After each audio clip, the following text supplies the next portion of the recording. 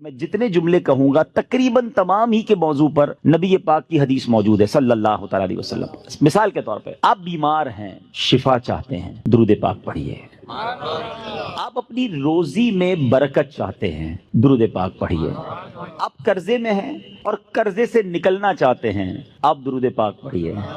آپ دنیا میں ذلت و رسوائی سے بچ کر عزت چاہتے ہیں، آپ درود پاک پڑھیے۔ آپ ٹینشن فری لائف چاہتے ہیں، کوئی مصیبت پریشانی میں پھنسوں نہ، آپ درود پاک پڑھیے۔ آپ چاہتے ہیں کہ مرتے وقت کلمہ نصیب ہو جائے، آپ درود پاک پڑھیے۔ آپ چاہتے ہیں مرتے وقت نبی پاک علیہ الصلوۃ والسلام کا دیدار نصیب ہو، اور ایسا دیدار نصیب ہو کہ کونین کے والی اپنے ہاتھوں سے قبر میں اتاریں، آپ درود پاک پڑھیے۔ آپ قبر میں نبی پاک علیہ الصلوۃ والسلام کے جلوے چاہتے ہیں، آپ درود پاک پڑھیے۔ آپ منکر نکیر کے سوالات میں ثابت قدمی چاہتے ہیں، درود پاک پڑھیے۔ سنو، قبر میں نبی پاک نظر آئیں اور ان کی پہچان چاہتے ہیں تو درود پاک پڑھیے۔ بروز محشر جب ساری دنیا اٹھے گی، آپ نبی پاک کے پرچم تلے اٹھنا چاہتے ہیں، لواء الحمد کے ساتھ اٹھنا چاہتے ہیں، آپ درود پاک پڑھیے۔ حوض کوثر پر بڑا رش ہوگا، مگر نبی پاک کے ہاتھوں جام کوثر چاہتے ہیں تو درود پاک پڑھیے۔ آپ پل صراط پر گھبراتے ہوئے نہیں، ثابت قدمی سے گزرنا چاہتے ہیں، آپ درود پاک پڑھیے۔ اور سنو، نبی پاک کے ساتھ جنت میں جانا چاہتے ہیں تو درود پاک پڑھیے۔ مدینے جانا چاہتے ہیں، سرکار کے روضے پہ جانا چاہتے ہیں، آپ درود پاک پڑھیے۔ اور سنو، میرے آقا کا دیدار کرنا چاہتے ہیں، پھر بھی درود پاک پڑھیے۔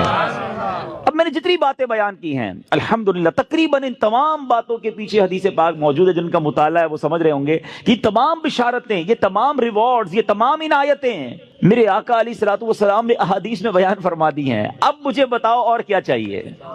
ایک مسلمان کو اپنی زندگی، اپنی موت، اپنی قبر اور اپنے حشر کے بارے میں جو کچھ چاہیے میں نے سبھی تو بیان کر دیا۔ آپ عزت والی زندگی چاہتے ہیں، آپ روزی روزگار میں برکت چاہتے ہیں، ٹینشن فری لائف چاہتے ہیں، ذلیل و رسوا نہ ہو یہ چاہتے ہیں، پریشر میں نہ رہیں یہ چاہتے ہیں، کلمے والی موت ملے، نبی پاک کے دیدار والی موت ملے، قبر میں آقا کے جلوے ہوں، محشر میرے آقا کے ساتھ ہو، اور چاہیے کیا؟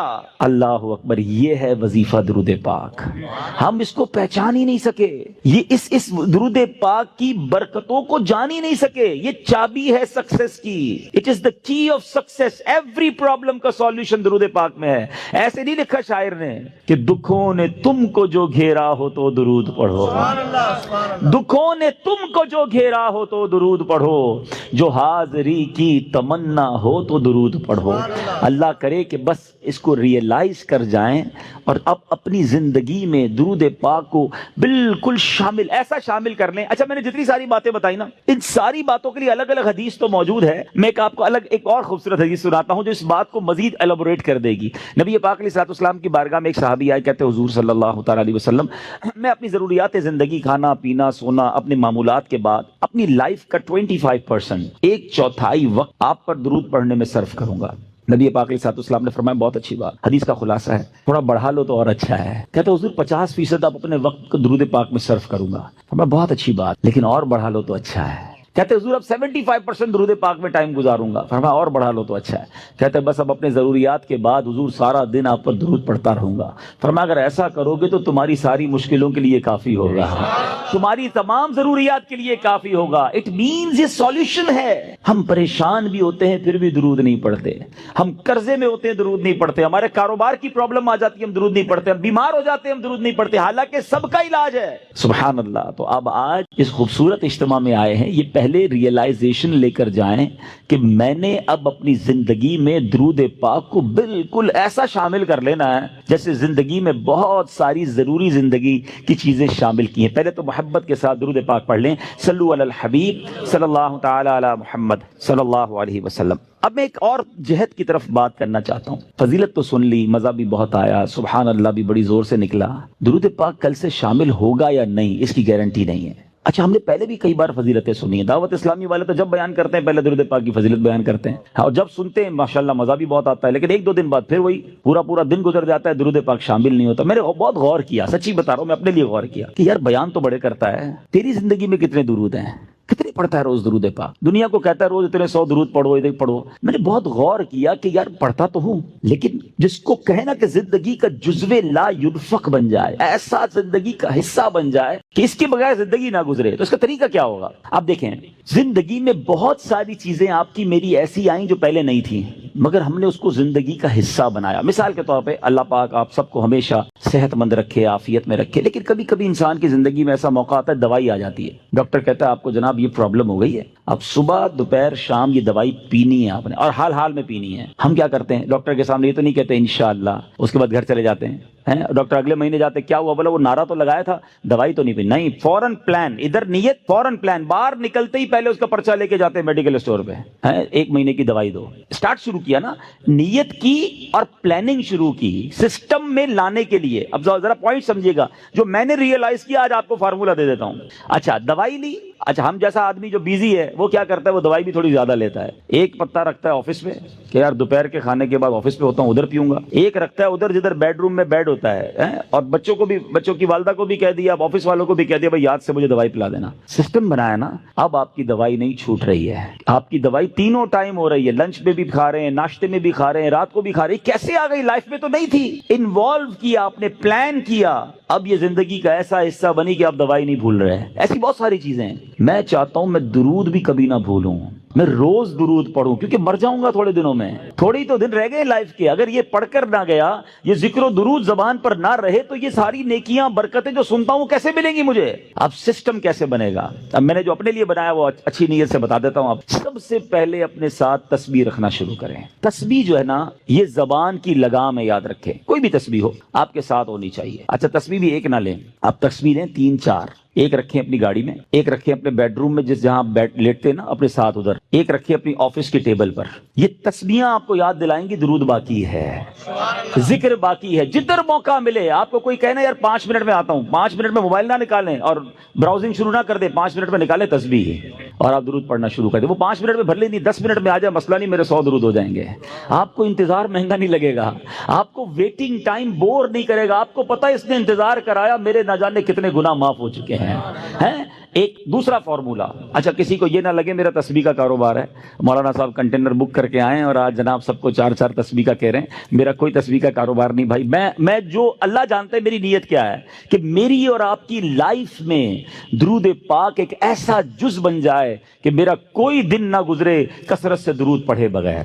اچھا پھر دوسرا کام ایک اور کر لیں. تقریباً سارے لوگ واک کرتے ہیں, اچھی بات ہے, صحت کے لیے کرنی چاہیے. جب بھی واک کریں نا, جس طرح جوتے پہنے بغیر واک نہیں کرتے نا, آپ نے شوز رکھے ہوتے ہیں واک کے, آپ تسبیح ضرور لیں. کھڑے ہو جائیں, نہیں میری تسبیح کہاں ہے, تسبیح لا کے دو. آپ وداؤٹ تسبیح واک نہ کریں. آپ بلیو کریں آدھا گھنٹہ واک کرو گے انشاءاللہ 1000 درود پاک ہو جائیں گے. آپ اس پہ اور بھی وظائف شامل کر لیں. کلمہ پاک کی تسبیح ایک پڑھوں گا, ایک سبحان اللہ و بحمدہ سبحان اللہ العظیم پڑھ لوں گا. استغفار 70 بار نبی پاک روزانہ پڑھا کرتے, میں انشاءاللہ 70 بار استغفار بھی پڑھ لوں گا. آپ اپنا پورا جس کو کہتے ہیں شیڈیول بنا سکتے ہیں. اور یقین کرو جس دن ذکر و اذکار دبا کے کیے ہوں گے نا, جس کو کہتے ہیں رچ کے, اس رات کو نیند بھی بڑی اچھی آتی ہے. ہاں کہ اللہ کی رحمت سے ضائع نہیں کیا آج کا دن.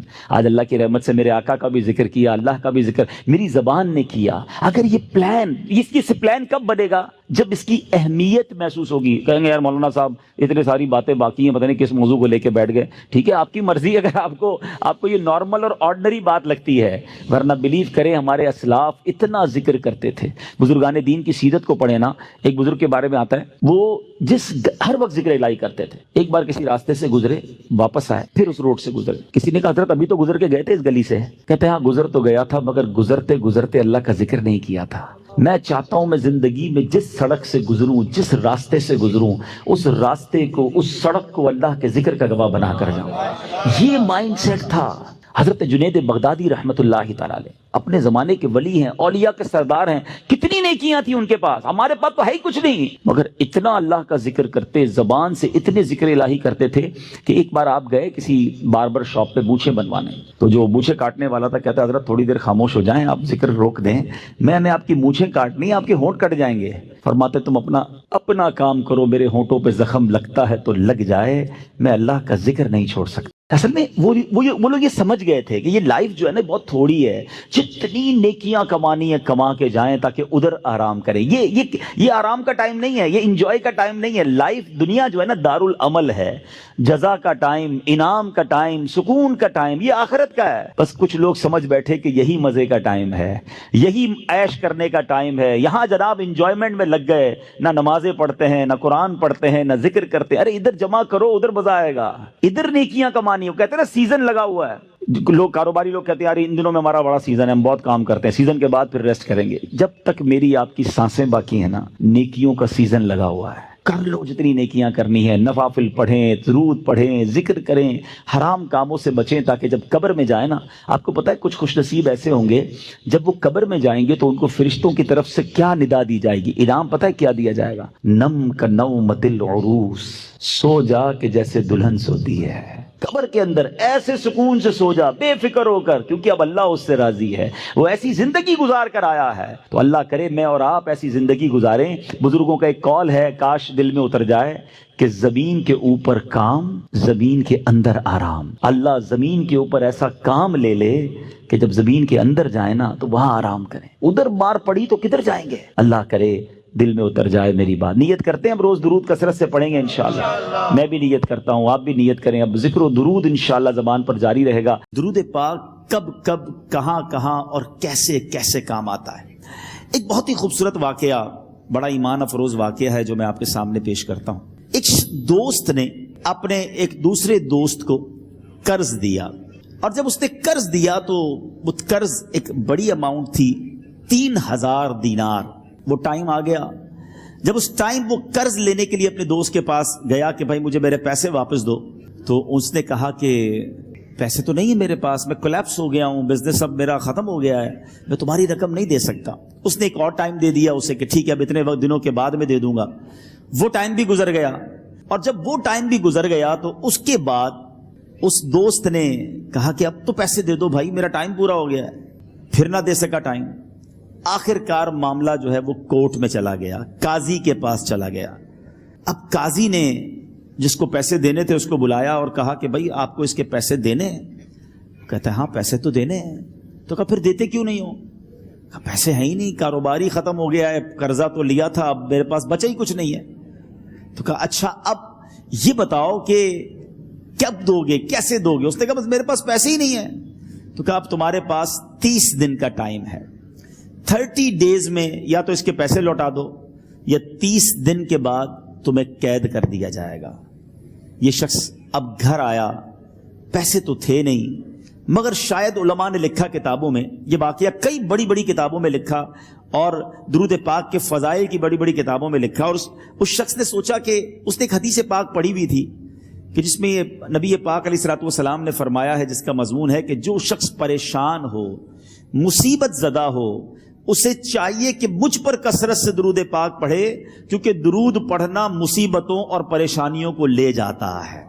اب اس عاشق رسول نے سوچا اور تو کچھ ہے نہیں، اب میں درود پاک پڑھنا شروع کرتا ہوں. صبح سے لے کر شام تک وہ درود پاک پڑھنے لگ گیا. 27 دن گزر گئے، only 3 days left. 3 دن باقی تھے قاضی کے پاس جانے میں. 27 دن گزر گئے درود پڑھتے پڑھتے. جب 28ویں رات آئی تو آنکھیں تو بند ہوئیں، مگر خواب میں اسے ایک آواز آئی، گھبراؤ نہیں، تمہارا قرضہ ادا کر دیا جائے گا، تمہارا مسئلہ سالو ہو جائے گا. صبح اٹھتا ہے، درود پاک پڑھ رہا ہے، مگر کہتا ہے یہ آواز سے تو مسئلہ حل نہیں ہوگا، پیغام کیا ہے اسے سمجھ نہ آیا. 28واں دن گزر گیا، 29ویں رات آ گئی، مگر اب آنکھیں بند ہوئیں اور قسمت جاگ اٹھی. نبی پاک صاحب لولاک صلی اللہ تعالی علیہ وسلم خواب میں تشریف لائے اور پیارے آقا صلی اللہ تعالی علیہ وسلم نے فرمایا گھبراؤ نہیں، علی بن عیسیٰ وزیر کے پاس جاؤ، وہ تمہارا قرضہ ادا کر دے گا. اب یہ عاشق رسول صبح اٹھا تو ویری فریش، حشاش بشاش کہ اب تو کام ہو گیا. نبی پاک نے خواب میں آ کر بشارت دی ہے، مگر پھر ذہن میں سوال آیا کہ علی بن عیسیٰ کے پاس جاؤں گا تو ثبوت کیا ہے، پروف کیا ہوگا؟ میں جا کر اس کو کہوں گا کہ میرا قرضہ دے دو، تو ایسے تو قرضہ نہیں دے دینا. اور میں نے اس کو کہا کہ مجھے نبی پاک نے خواب میں کہا ہے، اور اس نے اگر مجھ سے کوئی نشانی مانگی تو میں نشانی کیا دوں گا؟ آخری دن تھا، 29واں دن تھا، وہ بھی درود پڑھتے پڑھتے گزر گیا۔ 30th نائٹ آ گئی، صبح وہ دن ہے جب عدالت میں جانا ہے۔ اب اس رات پھر نبی پاک علیہ الصلوۃ والسلام خواب میں تشریف لائے اور آقا علیہ الصلوۃ والسلام نے فرمایا کہ علی بن عیسیٰ وزیر کے پاس جاؤ، وہ تمہارا قرض ادا کر دے گا۔ کہ حضور چلا تو جاؤں گا، لیکن اگر وزیر نے مجھ سے کوئی نشانی طلب کی تو میں کیا جواب دوں گا؟ پیارے آقا علیہ الصلوۃ والسلام نے کمال کا ارشاد فرمایا کہ علی بن عیسیٰ سے کہنا کہ تم روزانہ فجر کی نماز کے بعد 5000 بار درود پاک پڑھتے ہو، یہ راز فقط تم جانتے ہو اور تمہارا رب جانتا ہے۔ اب یہ جب صبح اٹھا تو ایک نشانی بھی مل چکی تھی۔ عدالت میں جانے سے پہلے وزیر کے دربار میں پہنچ گیا، اسے یہ ڈر تھا کہ آج پیسے نہ لوٹائے تو سزا ہو سکتی ہے۔ جب وزیر کے دربار میں پہنچا تو وزیر اپنے مشیروں کے ساتھ بیٹھا تھا۔ کہا مجھے آپ سے بات کرنی ہے۔ کہا بتاؤ کیا بات کرنی ہے؟ کہا میں ایک پیغام لایا ہوں آپ کے لیے۔ اچھا کس کا پیغام لائے ہو؟ کہا میں نبی پاک جناب محمد مصطفیٰ صلی اللہ تعالی علیہ وسلم کا پیغام لایا ہوں۔ وہ عاشق رسول وزیر تھا، کہتا بتاؤ میرے آقا نے کیا پیغام دیا ہے؟ کہ حضور میں 3000 دینار کا مقروض ہوں، آج آخری دن ہے اور میرے آقا نے مجھے بشارت دی ہے کہ آپ سے کہوں کہ آپ میرا قرض ادا کر دیجئے۔ علی بن عیسیٰ کہتا ہے کوئی ثبوت ہے آپ کے پاس؟ ہے کوئی دلیل بھی ہے آپ کے پاس؟ میں کیسے مان لوں کہ آپ کو نبی پاک علیہ الصلوۃ والسلام نے بھیجا ہے؟ عاشق رسول کہتا ہے خالی ہاتھ نہیں آیا، میرے آقا نے مجھے دلیل بھی عطا فرمائی ہے، مجھے ایک ایویڈنس بھی دیا ہے، اور پروف یہ ہے حضور کہ آپ روزانہ صبح فجر کی نماز کے بعد نبی پاک صلی اللہ تعالی علیہ وسلم کی بارگاہ میں درود و سلام کا نذرانہ پیش کرتے ہیں۔ جب تک 5000 کا عدد پورا نہیں ہوتا آپ اس وقت تک کسی اور سے بات نہیں کرتے، اور اے وزیر صاحب یہ راز صرف آپ کو پتا ہے اور آپ کا رب جانتا ہے۔ اللہ اکبر! وہ وزیر تو جس کو کہے نا جھوم اٹھا، ایسا عاشق رسول وزیر تھا جو روزانہ صبح 5000 درود پڑھتا ہو، اس کی تو عید ہو گئی نا۔ وہ کہتا ہے مرحبا یا رسول اللہ، میرے آقا نے میرے درود قبول کر لیے، اس سے بڑھ کر میرے لیے سعادت کیا ہوگی؟ اب یہ وزیر اپنے سیٹ سے اٹھتا ہے، اپنے کمرے میں جاتا ہے، تھوڑی دیر بعد واپس آ کر اس عاشق رسول کے ہاتھ میں 3000 دینار رکھ کر کہتا ہے حضور پہلے 3000 دینار تو نبی پاک کا حکم کی میں ادب سے بجا لاتا ہوں، میرے آقا نے جو حکم فرمایا یہ 3000 دینار آپ کو پیش کرتا ہوں، حضور ایک اور 3000 دینار لیجئے۔ میرے گھر آپ آئے، اتنی اچھی خبر سنائی، آپ نے قدم رنجا فرمایا، یہ 3000 اس کا نذرانہ ہے، اور ایسا کیجئے 3000 اور لیجئے، اس سے اپنے بچوں کے لیے کچھ چھوٹا موٹا کام شروع کیجئے اور ایک وعدہ کر کے جائیے، آج کے بعد زندگی میں آپ کو جب بھی کوئی کام پڑے میں آپ کا بھائی ہوں، مجھے یہ خدمت کا موقع دیجئے گا۔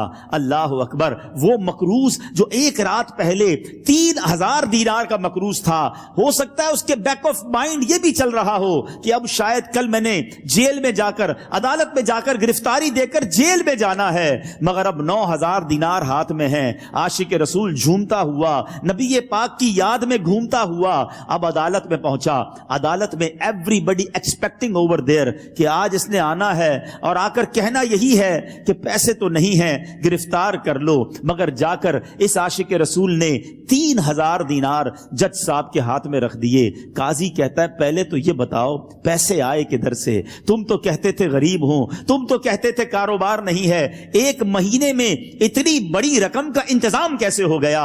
سبحان اللہ! اس عاشق رسول نے گویا زبان حال سے یہ کہا ہوگا کہ یہ تو کرم ہے ان کا، ورنہ مجھ میں تو ایسی بات نہیں، اتنا دیا سرکار نے مجھ کو، اتنی میری اوقات نہیں۔ اس نے وہ پورا واقعہ بھری عدالت میں سنا دیا۔